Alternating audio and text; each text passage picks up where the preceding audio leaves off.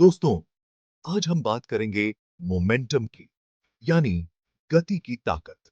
Simple शब्दों में momentum बताता है कि कोई चीज कितनी तेजी से और कितने जोर से चल रही है।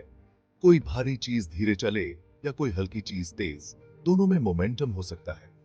इमेजिन करो, एक ट्रक और एक साइकिल। ट्रक भारी है तो धीरे चलने पर भी उसका मोमेंटम ज्यादा होगा। वहीं साइकिल हल्की है तो तेज चलने पर भी उसका मोमेंटम ट्रक से कम होगा। मोमेंटम समझना इसलिए जरूरी है क्योंकि इससे पता चलता है कि चीजें टकराने पर कैसे बिहेव करती हैं। जब दो चीजें टकराती हैं तो उनका मोमेंटम एक दूसरे को ट्रांसफर हो जाता है। मोमेंटम, द्रव्यमान, मैस, और वेग, वेलोसिटी, इनका गहरा रिश्ता है। मोमेंटम दो चीजें पर निर्भर करता है, द्रव्यमान और वेग। द्रव्यमान मतलब किसी चीज में कितना पदार्थ है, और वेग मतलब उसकी गति कितनी है और किस दिशा में है। जैसे जैसे किसी चीज का द्रव्यमान बढ़ता है, उसका मोमेंटम भी बढ़ता है, और जैसे जैसे वेग बढ़ता है, मोमेंटम भी बढ़ता है। एक क्रिकेट बॉल और एक टेनिस बॉल को इमेजिन करो। अगर दोनों को सेम गति से फेंका जाए तो क्रिकेट बॉल का मोमेंटम ज्यादा होगा क्योंकि उसका द्रव्यमान ज्यादा है। तो मोमेंटम द्रव्यमान और वेग दोनों का असर दिखाता है। मोमेंटम सिर्फ एक नंबर नहीं है, इसकी एक दिशा भी होती है। इसे हम सदिश राशि, वेक्टर क्वांटिटी कहते हैं।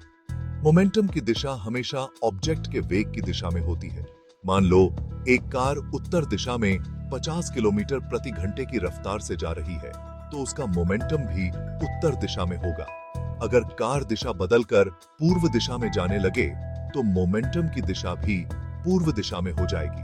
मोमेंटम की दिशा समझना जरूरी है, खासकर जब हम टकराव के बारे में पढ़ते हैं, क्योंकि इससे हमें पता चलता है कि टकराने के बाद चीजें किस दिशा में जाएंगी। भौतिक विज्ञान, फिजिक्स में एक बहुत ही इंपॉर्टेंट नियम है, संवेग संरक्षण का नियम, law of conservation of momentum. इस नियम के हिसाब से अगर कोई बाहरी ताकत न लगे तो किसी भी सिस्टम का कुल मोमेंटम हमेशा सेम रहता है। सिंपल शब्दों में, अगर दो या उससे ज्यादा चीजें आपस में इंटरैक्ट करती हैं, तो इंटरैक्ट करने से पहले और बाद में उनका टोटल मोमेंटम सेम रहेगा। यह नियम हमें यह समझने में मदद करता है कि चीजें टकराव और विस्फोट जैसी घटनाओं में कैसे बिहेव करती हैं। यह नियम भौतिक विज्ञान के कई अलग-अलग क्षेत्रों में लागू होता है। मान लो दो बिलियर्ड गेंदें एक दूसरे की तरफ आ रही हैं। पहली गेंद का द्रव्यमान 0.2 किलोग्राम है और यह 2 मीटर प्रति सेकंड की गति से चल रही है, जबकि दूसरी गेंद का द्रव्यमान 0.3 किलोग्राम है और यह 8 मीटर प्रति सेकंड की गति से चल रही है।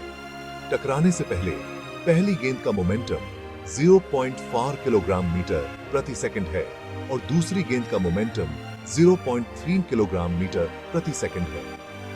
तो कुल मोमेंटम 0.7 किलोग्राम मीटर प्रति सेकंड है।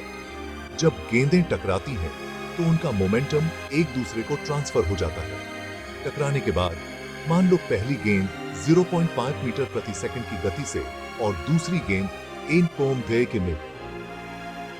2 मीटर प्रति सेकंड की गति से चल रही है। टकराने के बाद पहली गेंद का मोमेंटम 0.1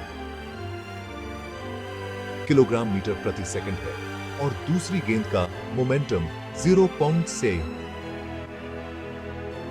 किलोग्राम मीटर प्रति सेकंड है। तो कुल मोमेंटम अभी भी 0.7 किलोग्राम मीटर प्रति सेकंड है।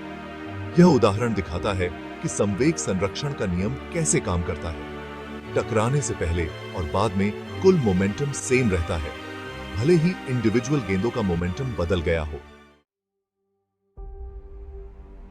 संवेग संरक्षण का नियम भौतिक विज्ञान का एक बहुत ही इंपॉर्टेंट नियम है, जो हमें ब्रह्मांड को समझने में मदद करता है।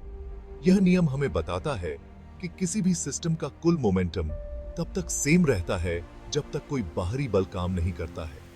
यह नियम कई चीजों को समझाने में मदद करता है, जैसे कि टकराव, विस्फोट और ग्रहों की गति भी। यह नियम विज्ञान और इंजीनियरिंग में बहुत काम आता है और हमें यह समझने में मदद करता है कि हमारा भौतिक जगत कैसे काम करता है।